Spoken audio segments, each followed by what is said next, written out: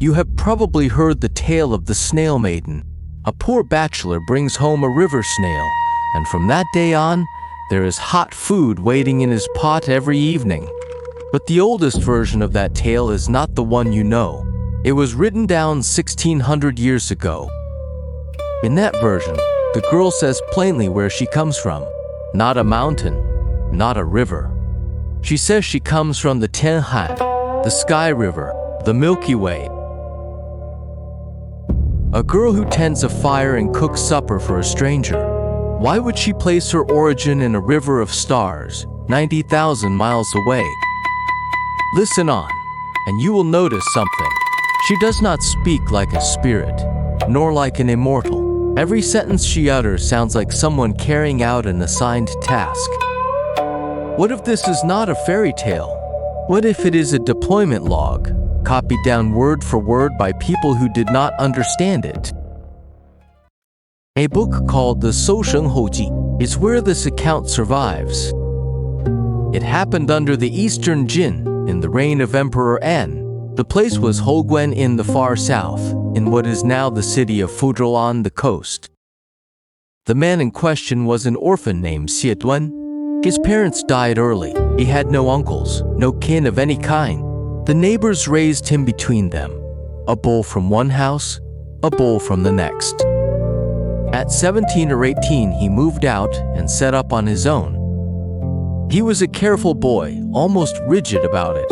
Out to the fields before light, home only after dark. No gambling, no trouble. Head bowed whenever an elder passed.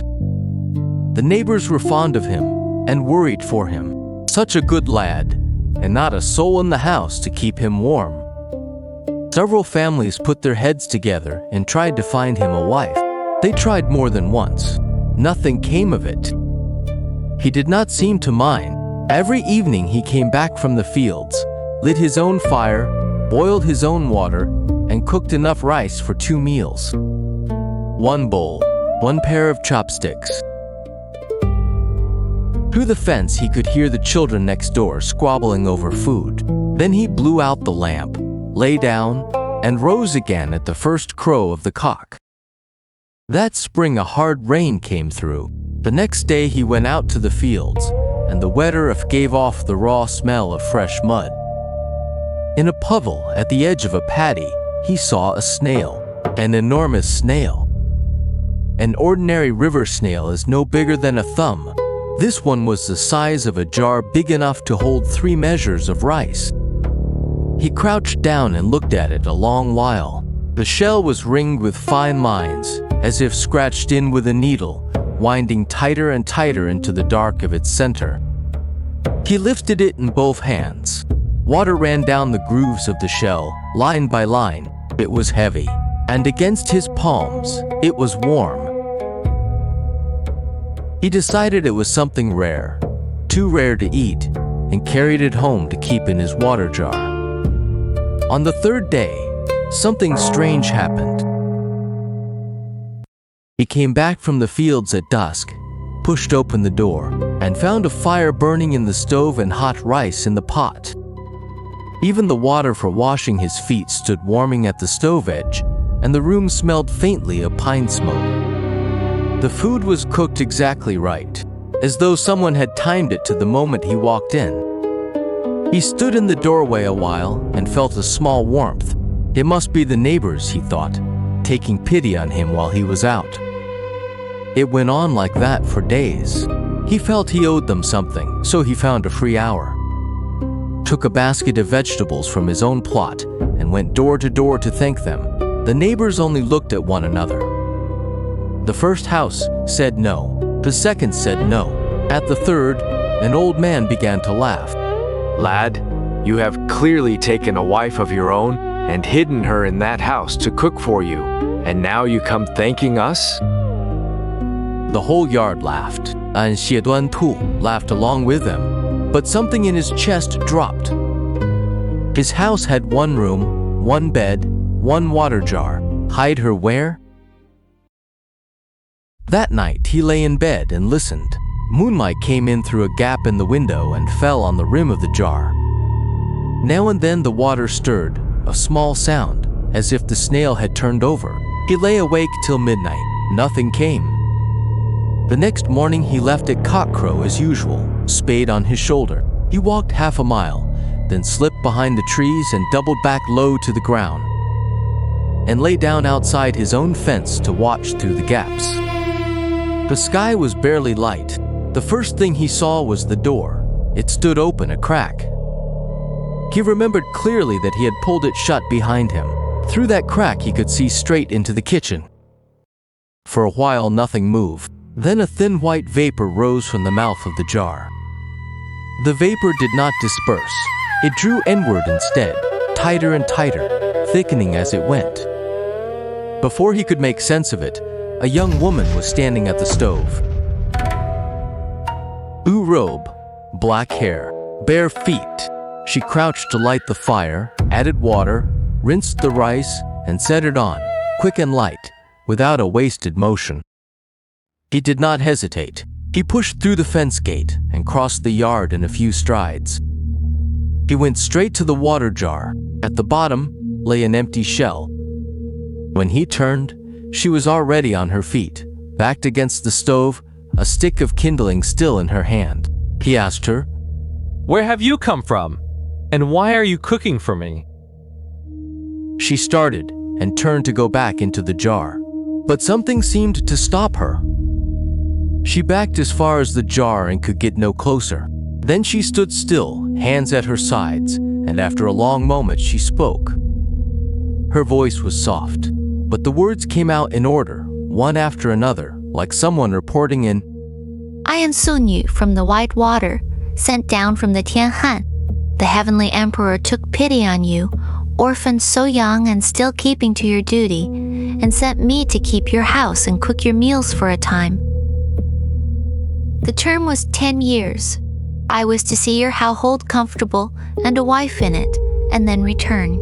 But you spied on me without cause. You have seen what I look like. By the rules, I may not stay. I must leave today." In alarm, he bowed to the ground and begged her to stay. She shook her head. She would not stay. No amount of pleading moved her. But when she spoke again, her voice had softened. "After I go, your life will be a little better than before. Only a little. Work the land steadily. Learn to fish as well, and earn your living with your own hands. I leave you this shell. Store your rice in it, and the rice will never run out." He opened his mouth to plead again, and at that moment, after days of clear weather, a wind rose, and rain came down with it. The storm swept into the yard. Our figure thinned in the rain and was gone. By the time he took a step forward, the space by the stove was empty. In the pot, the water was still boiling. The rain passed as quickly as it had come. He stood a long time in the empty house. The fire in the stove settled and sank. The smell of cooked rice still filled the room. Afterwards, he set up a shrine in the house, and at every festival he offered a stick of incense and a bowl of fresh rice. The shell he used for rice, just as she had told him. However much he scooped out, within a few days it had filled itself back up. He never went hungry again, and he never grew rich either. The village respected him for his honesty, and the daughter of a good family was given to him in marriage. On his wedding day, he set an extra bowl of rice before the shrine. Later he took up study, entered office, and rose to be a county magistrate. So who was she, and how could a shell produce rice that never ran out? An Xieduan himself never dared ask. The book gives no answer either, so let us ask on his behalf. First, where she said she was from.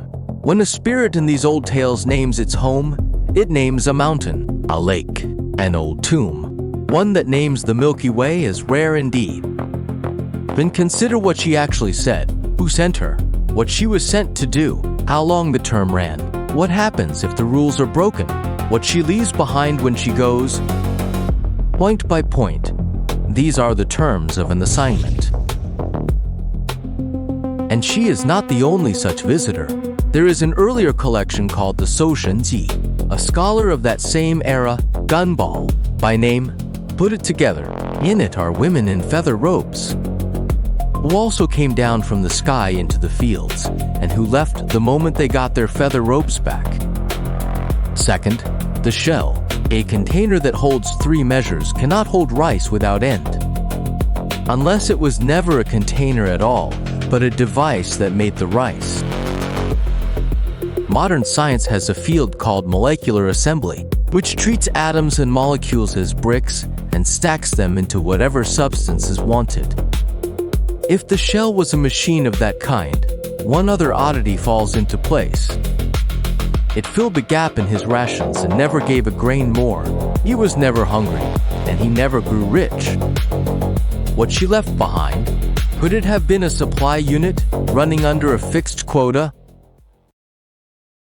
The man himself, to the end of his life, could not say what she was. In that age, no one could have explained it. All he could do was set up a shrine and thank her as a god. The shrine that later stood by the road at Holguin was raised to her, to the girl who gave her a dress as the Milky Way. And in the incense smoke of this world, she has stood there for 1600 years.